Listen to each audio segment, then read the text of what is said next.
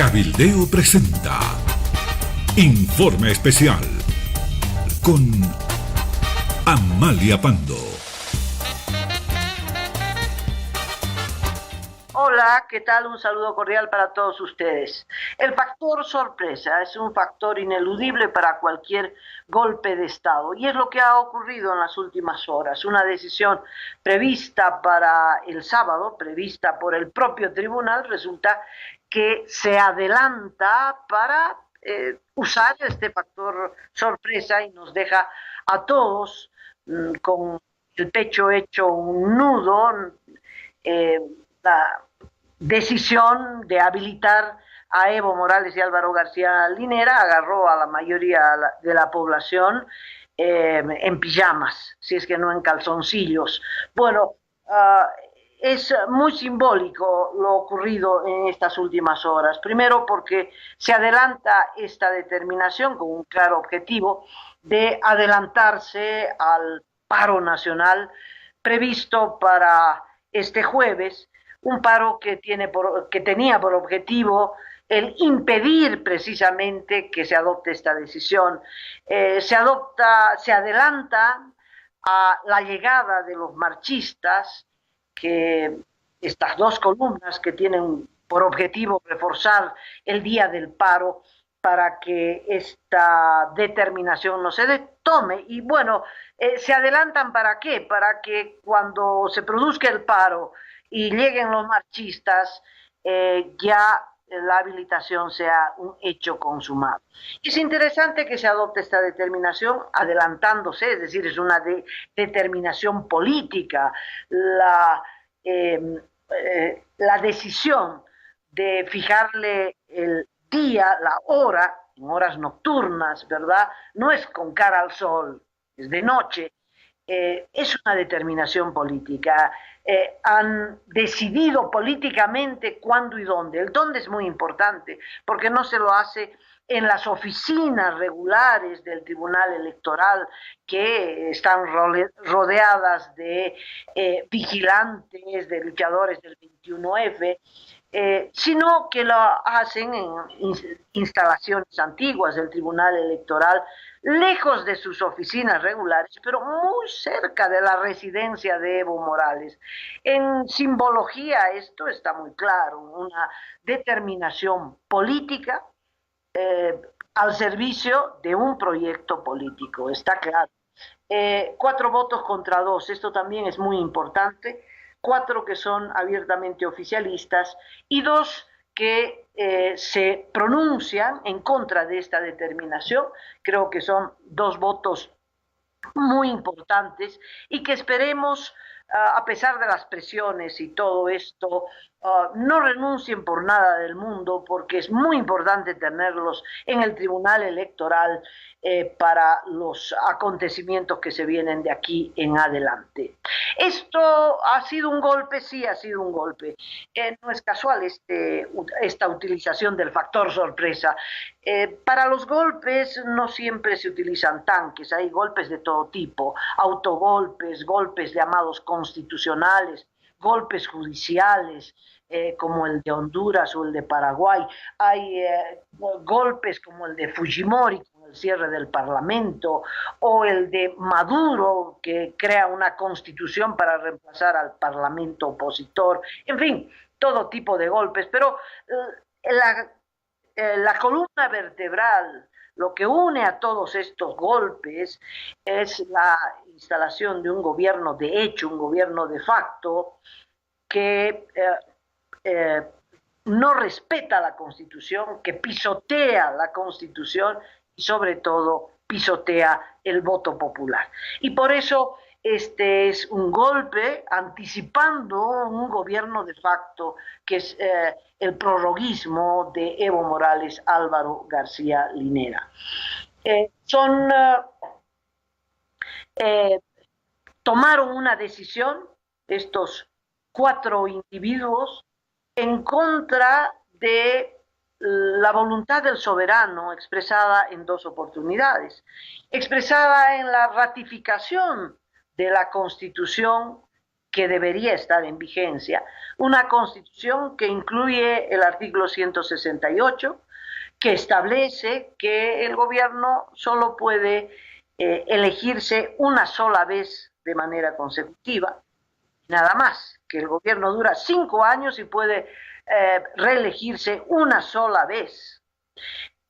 Y la voluntad del soberano expresada el 21F, que ratifica ese artículo 168, que dijo no al cambio del artículo 160. De tal modo que el soberano, el pueblo, expresado en las urnas de manera mayoritaria, fíjense que la ratificación de la Constitución política, para que entre en vigencia lo que está en esta Constitución, la votación fue de más del 60%, y el 21F fue más del 50%, de tal modo que estos 4 individuos resulta que tiran por la borda la decisión soberana de millones de personas.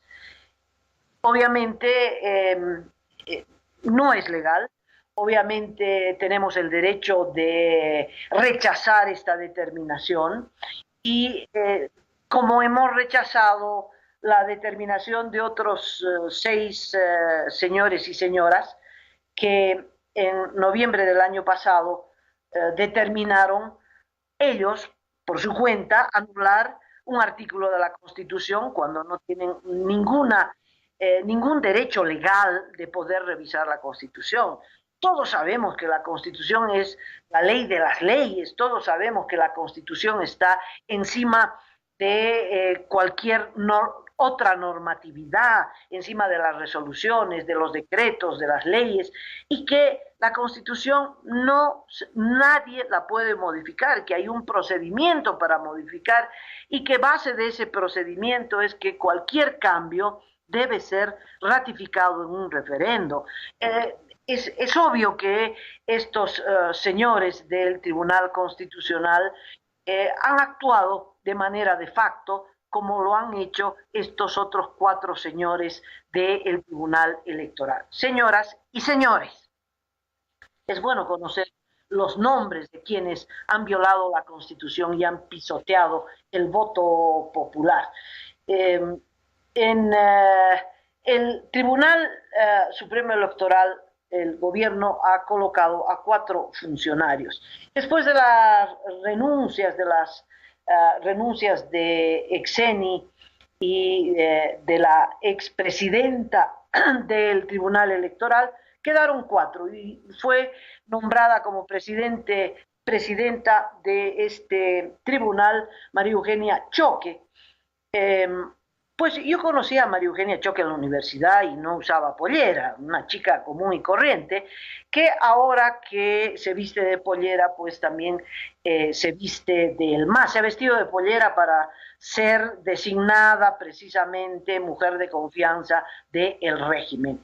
Ya había sido acusada de masista por la CIDOP, aunque ella fue viceministra de Carlos Mesa el año 2004. Es interesante, y lo menciona El Deber en un artículo de hoy, que ese cargo tan importante de viceministra del gobierno de Carlos Mesa no figura en su currículum, lo ha ocultado.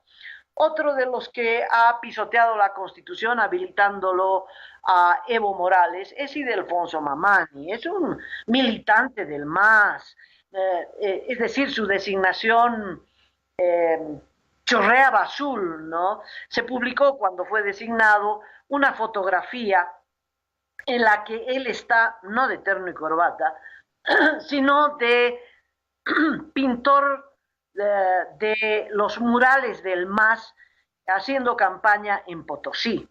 ¿No? Ahí está, con la brocha, con la pintura azul y con el letrero de propaganda a favor de Evo Morales en las calles de Potosí. Más claro imposible. Nunca quiso referirse a esto y el gobierno, por supuesto, no tiene sangre en la cara. Lucy Vilca es la designada por Evo Morales. Ella fue miembro del Tribunal Departamental de Oruro, masista pero sinvergüenza, ¿no? Y ante la renuncia de Exeni, pues fue una vocal suplente, asumió la vocalía titular Lidia Iriarte, cuyo cargo más alto en su vida fue la de tener una notaría. Bueno, esos son los funcionarios, los militantes del MAS que encaramados en el Tribunal Electoral pisotearon el voto popular y la constitución política del Estado. A estos 4 se suman los otros 6 que formaron parte del Tribunal Constitucional. ¿Cuándo fue? El 28 de noviembre del año pasado aprobaron esa resolución por la cual anulan el artículo 168, que era el gran obstáculo para la habilitación de Evo Morales. En realidad no anularon el 168, porque el 168 sigue y seguirá en la Constitución, porque nadie, salvo un referéndum, una modificación con procedimientos constitucionales y una ratificación vía referéndum, puede cambiar la Constitución. Y estos señores no tenían ninguna atribución de hacer lo que han hecho. Estos 10 caballeros, leamos quiénes eran los del Tribunal Constitucional para no olvidarnos. Neldy Andrade, todos del MAS, ¿no? Rudy Flores, algunos claramente a cambio de prebendas, de cargos, Mirta Camacho, Macario Lahor, Osvaldo Valencia, Zenón Barriga. Es importante señalar que en el Tribunal Constitucional Efrén Choque no firmó la resolución, pero tampoco figura en actas que se opuso a esta resolución que revisa la Constitución sin tener ningún derecho para ello. Y en la actuación de la víspera del Tribunal Electoral es importante señalar que Dunia Sandoval y Antonio Costas se opusieron a la habilitación de Evo Morales. Esta actuación me parece que es histórica, es muy importante y esperemos que no los hagan renunciar. Y mientras esto acontecía, pues en el Parlamento se nombraba a don Edgar González como vocal titular del Tribunal Constitucional.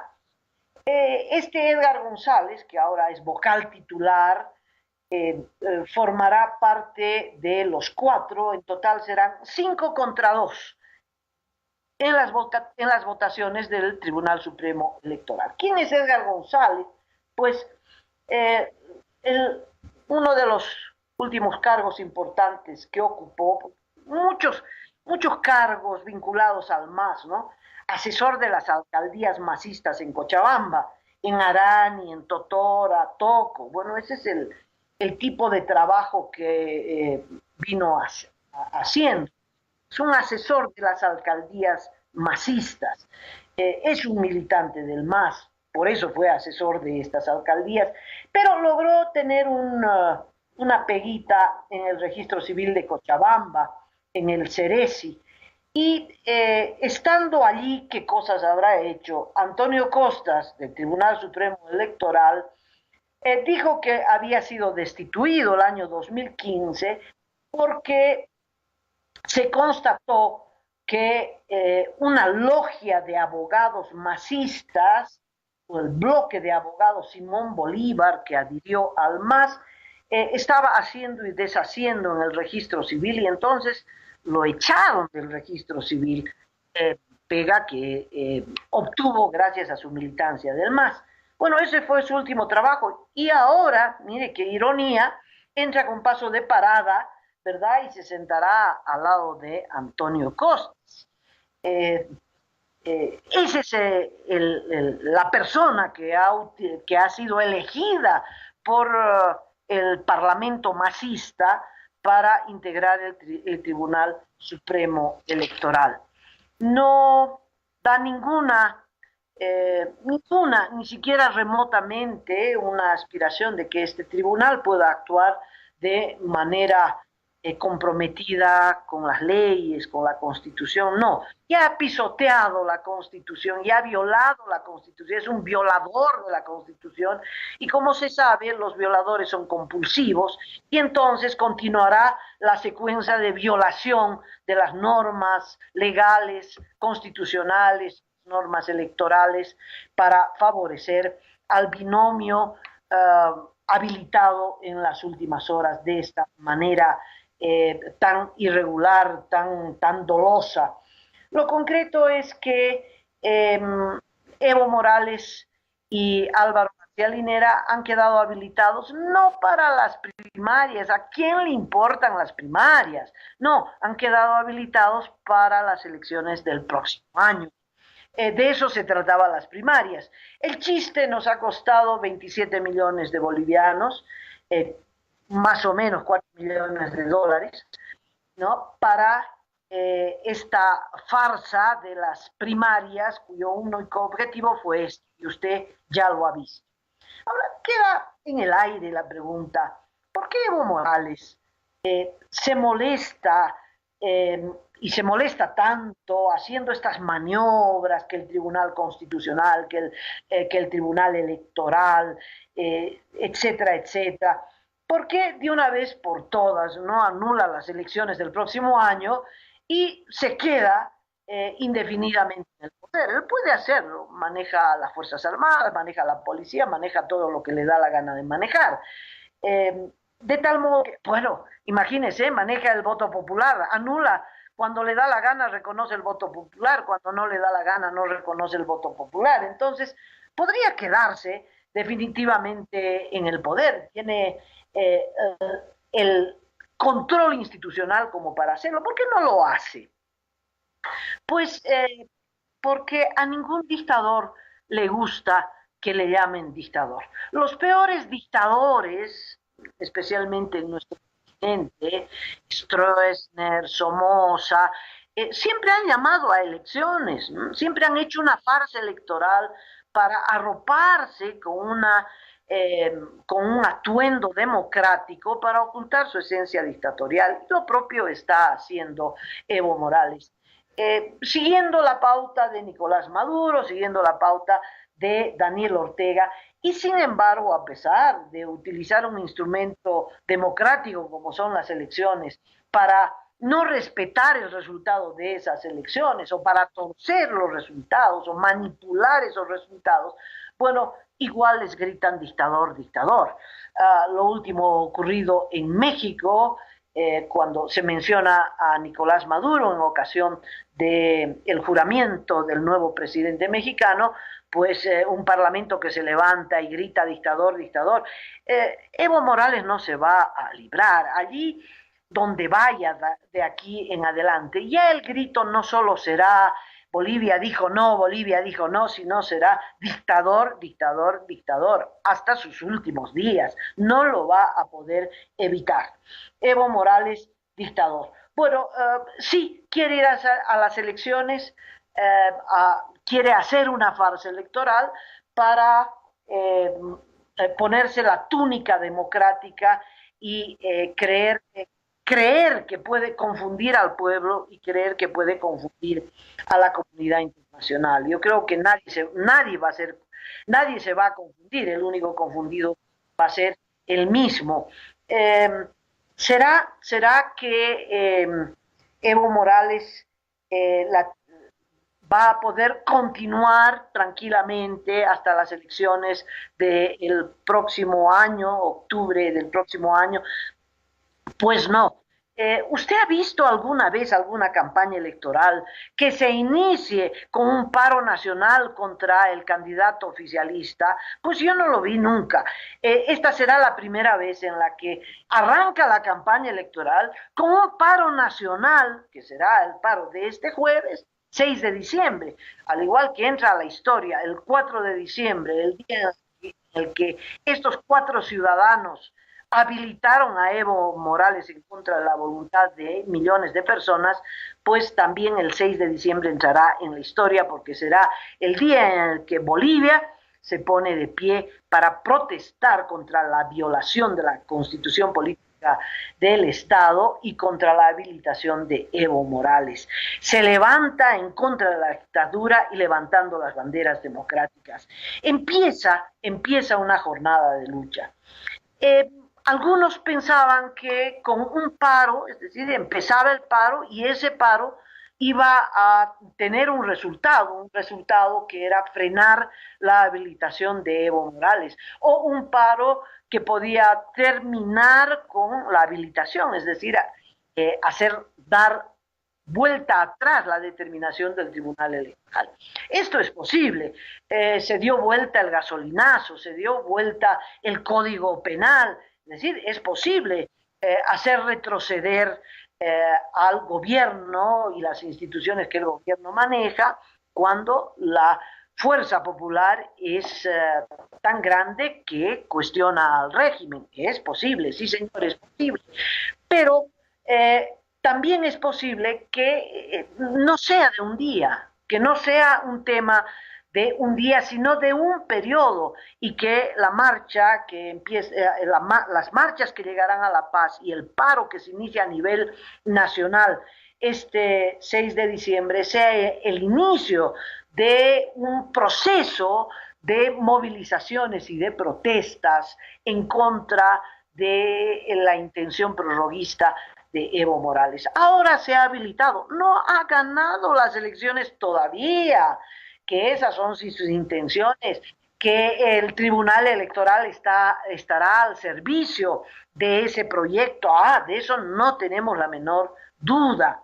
Pero ha empezado algo muy esperanzador, que es la protesta popular, y esa protesta popular en contra de los afanes dictatoriales, pues es lo que va a marcar este periodo. No sabemos la intensidad, no sabemos la magnitud, en fin, pero así está siendo bautizado este binomio espurio, ¿no? Está bautizado con un paro nacional, una protesta generalizada en el pueblo boliviano, que lo que hace concretamente es restarle apoyo a Evo Morales y fortalecer alguna de las opciones de la oposición. Eso es lo que está pasando. Y como dice esa bella canción, más allá del arco iris, tenemos el derecho de soñar con un país democrático, con un país en el que se respeten las leyes, en el que se respete el voto popular. Tenemos el derecho de soñar con un país en el que los gobiernos se sometan a la Constitución y donde las instituciones también estén sometidas a las leyes, a la Constitución, y donde lo más sagrado en el país sea la opinión del soberano, es decir, la opinión del pueblo, porque el poder radica en el pueblo y no puede ser que se pisotee de este modo. ¿Por qué Evo Morales quiere quedarse? ¿Por qué ese afán? Yo creo que hay una adicción al poder, como los que consumen drogas, que consumen opio, los que consumen paco, cocaína. El único objetivo de la vida de estas personas es conseguir más droga, es satisfacer su adicción.